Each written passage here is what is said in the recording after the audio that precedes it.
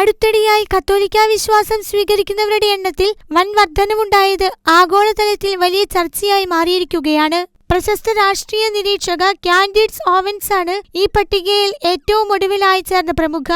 സാമൂഹ്യ മാധ്യമങ്ങളിലൂടെയാണ് കത്തോലിക്കാ വിശ്വാസം സ്വീകരിച്ച വിവരം അവർ ഈ ആഴ്ച ലോകത്തെ അറിയിച്ചത്. ഈസ്റ്റർ ദിനത്തിലാണ് പ്രമുഖ പോഡ്കാസ്റ്റ് അവതാരികയായ ടാമി പീറ്റേഴ്സൺ കത്തോലിക്കാ സഭയിലേക്ക് കടന്നുവന്നത്. അടുത്തിടെ കത്തോലിക്കാ വിശ്വാസം സ്വീകരിച്ച മറ്റൊരു പ്രമുഖ ഹോളിവുഡ് താരം ഷിയ ലബൂഫ് ആണ്. ഹോളിവുഡ് താരം റോബർട്ട് ഷെനീഡർ ഏതാനും മാസങ്ങൾക്ക് മുൻപാണ് കത്തോലിക്കാ വിശ്വാസം സ്വീകരിച്ച വിവരം വെളിപ്പെടുത്തിയത്. പട്ടികയിലെ മറ്റൊരു പ്രമുഖ രാഷ്ട്രീയ നിരീക്ഷകയായ ഇവ വ്ലാർഡ് ആണ്.